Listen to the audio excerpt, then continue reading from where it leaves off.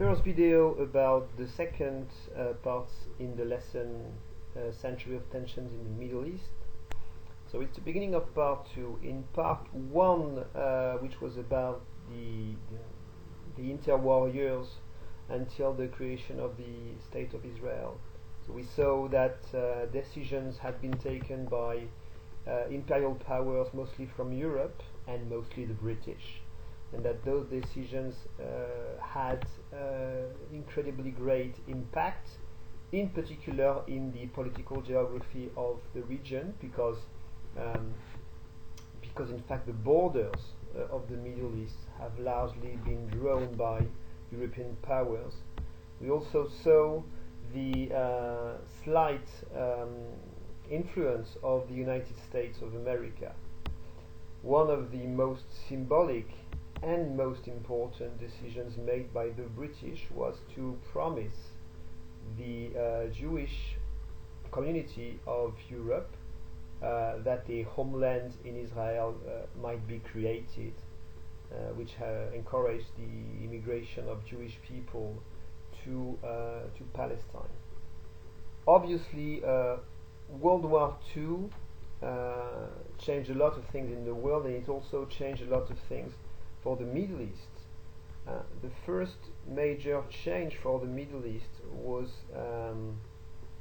that the influence of Britain would now be dwarfed by the influence of the new Big Two, that is to say the USA and the Soviet Union.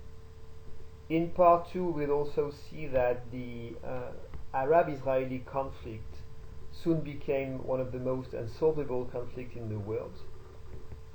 And what is interesting is that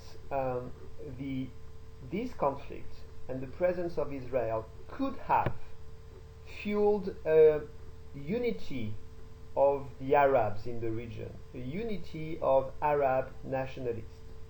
But this did not happen, and this did not happen mostly because of the influence played by the great powers.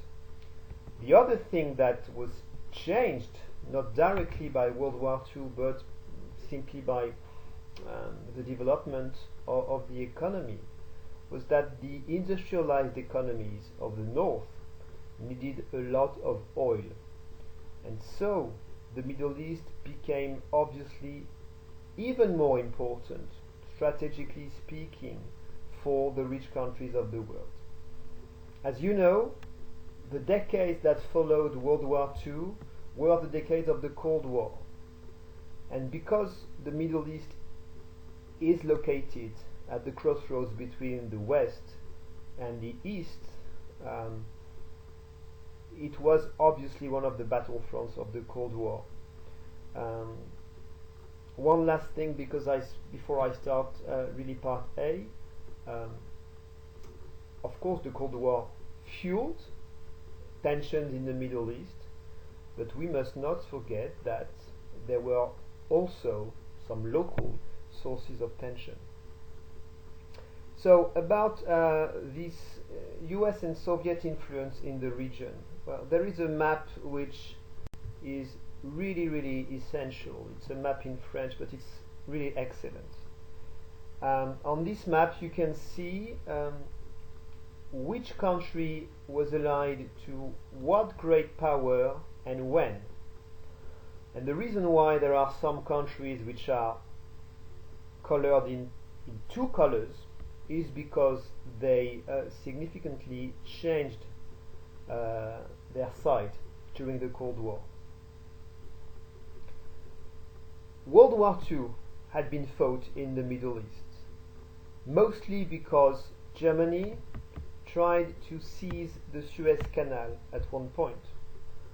The main result of this was that after 1943, when the US Army landed in North Africa to fight against the Germans, and the British were there too, at the end of World War II, the US Army was present in North Africa and in the Middle East.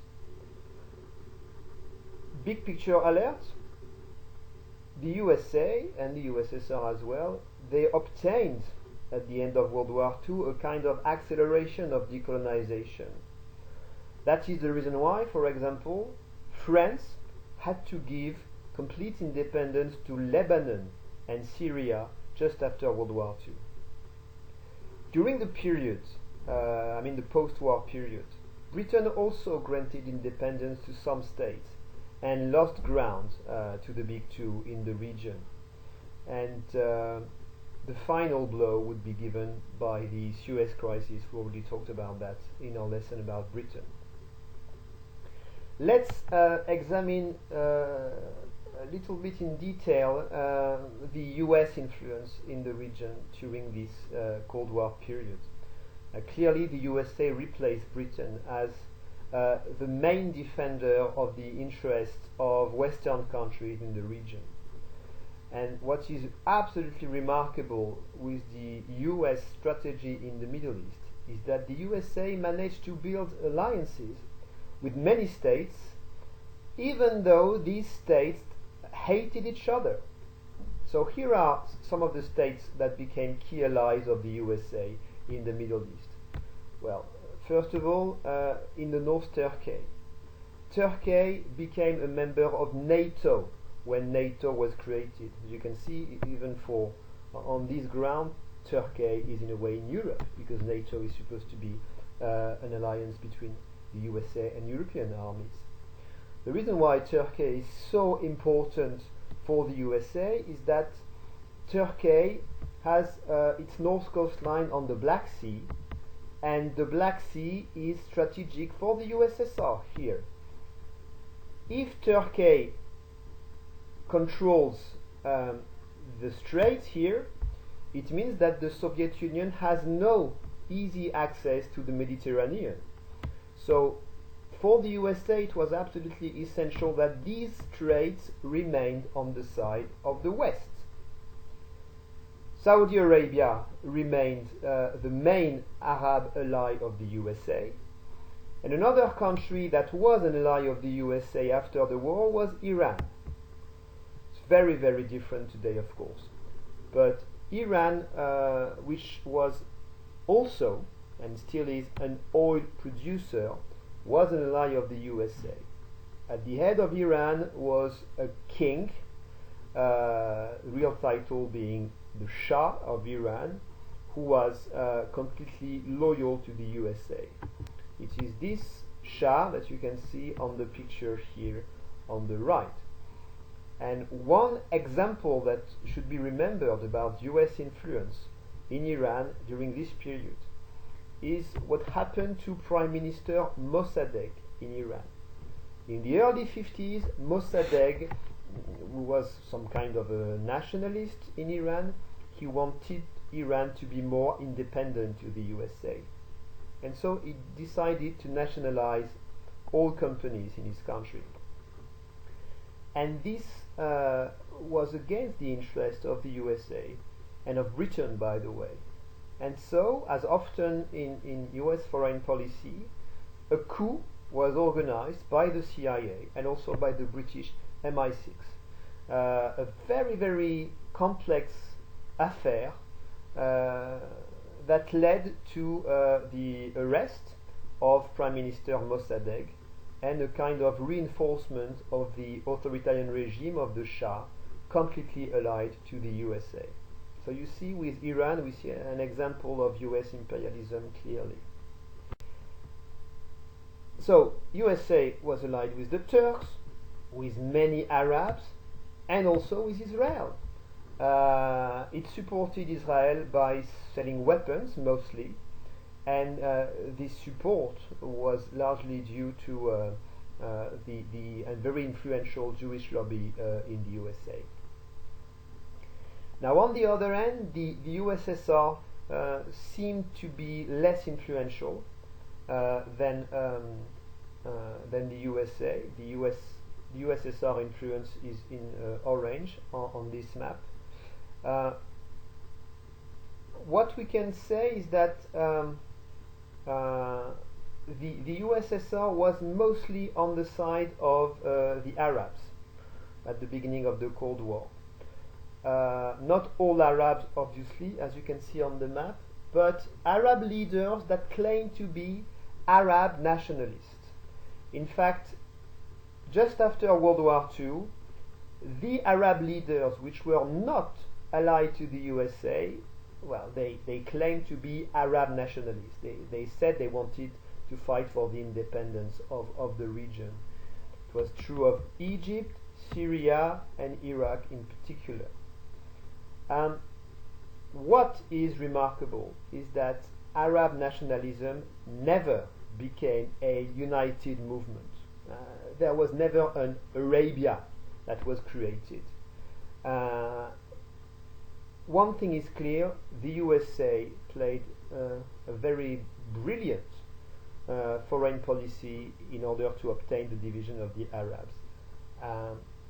In 1945, a league, an Arab League, was created.